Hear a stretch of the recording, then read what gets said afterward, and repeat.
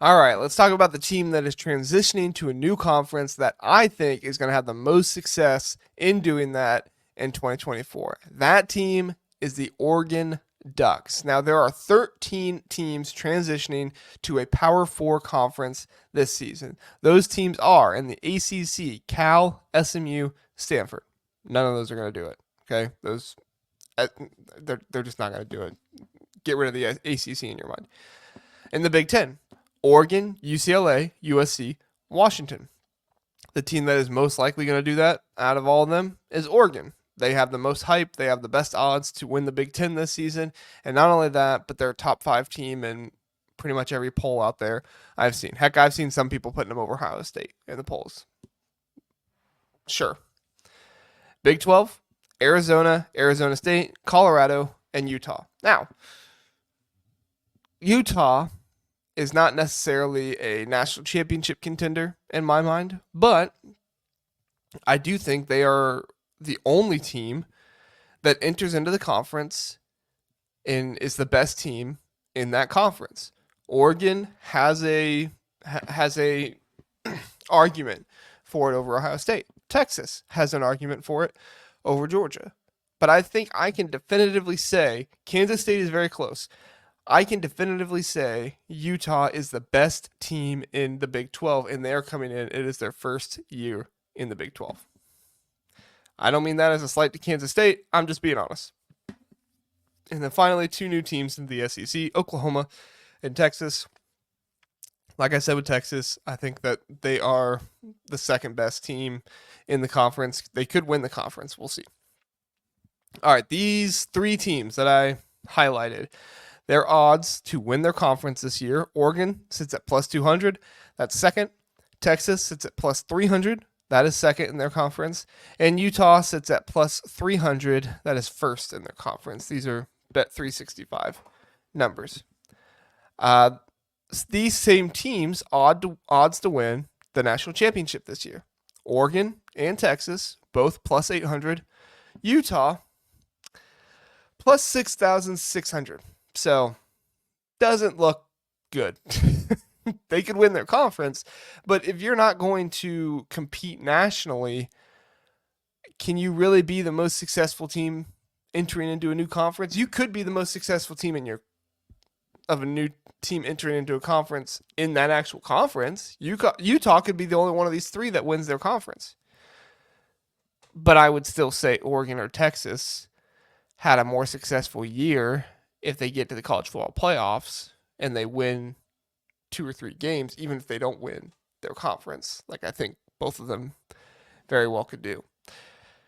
Essentially, the odds have Oregon saying they're going to be the most successful team. We'll see how that plays out, but that's the way it works. Their games this year that will define that for them are Ohio State on October 12th, at Michigan November 2nd. I know some people are going to have a problem with me putting this game on the list, but at Wisconsin, November 16th. And I know what you're saying. Wisconsin's not going to be any good this year. And, they're not nearly on the level of Ohio State and Michigan. Well, okay, I hear you. But let's also look at the schedule. Oregon gets a bye right before they play at UCLA. And then they go through an 8-game stretch. At Wisconsin is the final game of that 8-game stretch. They get a bye week before Washington, and then their season's over. That's 8 games in a row. No bye week. It's going to be difficult. That is going to be difficult for Oregon to be able to accomplish, especially when you're going to Camp Randall and it's your 4th road game in that 8-game series. So, I mean, you play at UCLA, you play at Michigan, you play at Purdue on a Friday, and then you finish it all off, the entire thing, with at Wisconsin. If I was going to put a game on Oregon's schedule to say game they shouldn't lose, but I wouldn't be surprised if they lose, at Washington, November 16th. If Oregon beats Ohio State and Oregon goes into Ann Arbor and beats Michigan, everything's looking great. Just watch out for the Badgers. That's all I'm going to say. Not so much because I believe the Badgers are a better team. Like I said, I'm not necessarily disagreeing with you when you say, oh, JR, Wisconsin's not nearly as good of a team. But because of that schedule, all the travel, I mean, that is 3 non Big Ten West teams. I hate that I just said Big Ten West. 3 non teams that are out in the West of the Big Ten that you're traveling to.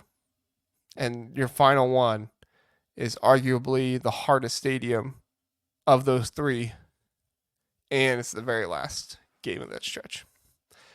And then Washington, November 30th. I don't think Washington will be nearly as good as Oregon this year. I think Oregon will take care of them pretty well, but it is a rivalry game, so you never know.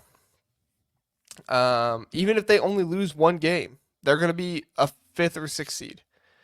And if they're a 5th seed, they're going to play Liberty, Boise State, yada, yada, yada, group of 5 team. They're going to win that game. And then they're going to go and face either the Big 12 or the ACC champion, which we just looked at and said the Big 12 champion, or most likely Big 12 champion, at least by the odds, has a 6,600 plus 6,600 chance to win the national championship. Even if Oregon doesn't win the Big Ten this year, they could, but even if they don't, they're going to have a very successful season. They will be the team with the most successful season that is transitioning to a new conference. And a big reason because of that is because of 5 players I want to list you that are huge additions for this team. Obviously, Evan Stewart. Talked about him, the former 5-star. He was a 5-star transfer. He's got a ton of hype still. He was a 2022 SEC all-freshman team. He shines when he does get out on the field. Hopefully he can put together a full season this year. 10 games his freshman year, 8 games last year. We'll see. Jabbar Muhammad, the cornerback from Washington, going to be an NFL draft pick. Could play himself into the first round this year. I think that's unlikely, but he could very well do that. He was all Pac-12 second team last year and went to a national championship. Now, he didn't win, but he went, and he played okay. Dylan Gabriel, the quarterback from Oklahoma. Consensus all Big 12 first team.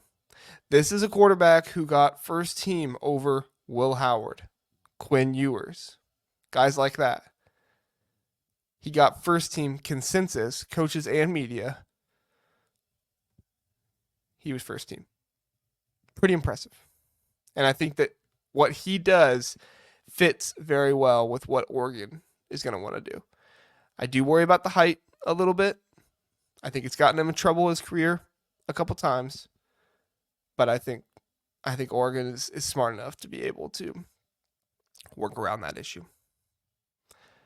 Their 4th player, Jamari Caldwell, the interior defensive lineman from Houston, who was consensus all Big 12 last year, second team. But he's just a monster in the middle, guys. Oregon has done a fantastic job of recruiting the defensive line and also shoring up the defensive line. Because don't forget, they got Derek Harmon, too, from Michigan State. And they're not just relying on 2 defensive tackles to take all the snaps this year. That's actually one thing I'm concerned about with Ohio State. You hear some good stuff about some depth at the defensive tackle spot, but we've just not seen it yet. These guys we have seen Jamari Caldwell do a very good job. We have seen Derek Harmon do a very good job. So these are established players coming in to Oregon to shore up that defensive line. And it's going to be impressive, I think. And finally, Kobe Savage, safety, Kansas State, all Big 12, second team last year. And I like Kobe Savage a lot. I like his game. I think that he can be very effective for Oregon this year.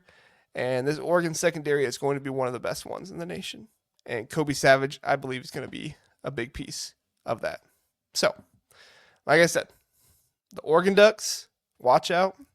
They are going to have the most success of any team transitioning into a new conference